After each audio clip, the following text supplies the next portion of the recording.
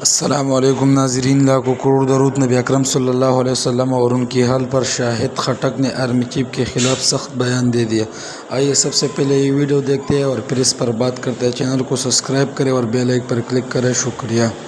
ہو کے ایک ایسی چیزوں کا جو ہے اعتراف کرنا چاہیے جن غلطیوں کی قیمت جو ہے قوم اور ملک کو ادا کرنی پڑی ہے۔ جی آپ کے جو شاہد خٹک صاحب نے آپ کے سوال کا جواب دیا، وہ بجائے اس کے کہ ان اسپیسیفک ایلیگیشنز پہ معافی کا جواب پہ ایڈریس کرتے ہیں، اور اس طرح عابد شیر علی صاحب جو ہیں، میں یہ سمجھتا ہوں کہ اگر مجھے پی ٹی آئی کا جو ہے ولی وارث بنا دیا جاتا یا اختیار دے دیا جاتا تو میں ہر اس کوتاہی، لغزش، غلطی اور جرم پہ معافی مانگتا جس سے جو ہے جمہوریت کو، قانون کی بالادستی کو اور بنیادی انسانی حقوق کو جو ہے نقصان پہنچا ہے۔ بالکل آپ نے درست کہا، جتنی بھی یہ مریم نواز صاحبہ کے ہوٹل پہ اٹیک تھا، یا ان کو باپ کے سامنے گرفتار کرنا تھا، یا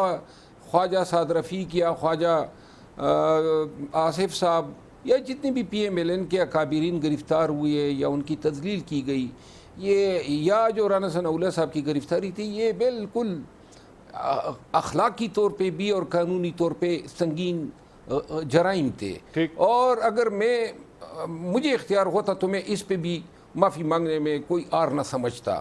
اسی طرح میرا خیال ہے یہ صرف پی ٹی آئی کی نہیں، اس طرح پاکستان مسلم لیگ نون سے ماضی میں غلطیاں ہوئی ہیں، اور شاید جو آپ نے سوال کیا عابد شیر علی صاحب سے، جو بھی ہیومن رائٹس کا ریکارڈ ہیں، آج جو یہ سزائیں ہوئی ہیں، یہ 70 سال سے اوپر کی یہ خاتون کینسر سروائیور، اور یہ بیٹمنٹ میں درتاج گل کو اور عمر ایوب خان کو، اور پھر دونوں ہاؤسز کے اپوزیشن لیڈر کو ڈسکوالیفائی کرنا، یہ بھی مطلب کسی بھی طور سے جسٹیفیبل نہیں قرار دیے جا سکتے۔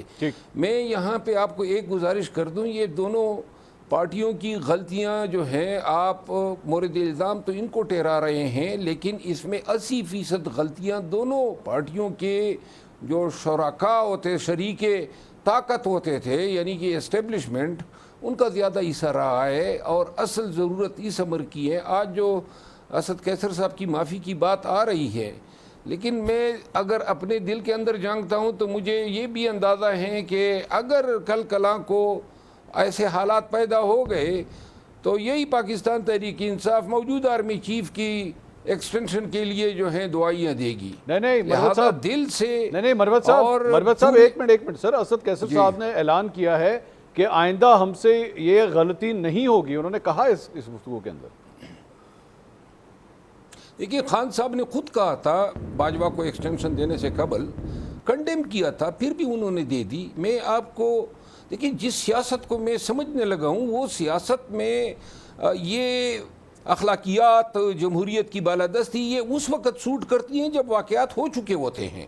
باجوہ کی ایکسٹینشن پہ آج ریگریٹ کرنے سے کیا فائدہ حاصل ہے؟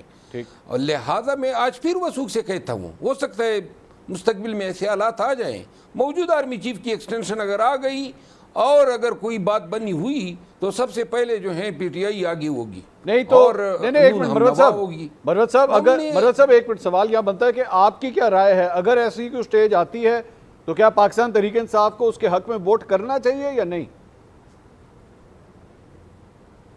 میرا خیال ہے کہ ایک دفعہ کافی ہے، یہ میری ذاتی رائے ہے، ایک دفعہ کافی ہے جمہوریت کے لیے۔ آپ نے جمہوریت کو مضبوط کرنا ہے، افراد پہ انحصار نہیں کرنا ہے۔ اچھا، نہیں میں سمجھا نہیں آپ کے جواب سے۔ آپ کا مطلب ہے کہ اگر ایسا کوئی موقع فیوچر میں آئے تو پاکستان تحریک انصاف کو ایک دفعہ یہ دے دینی چاہیے؟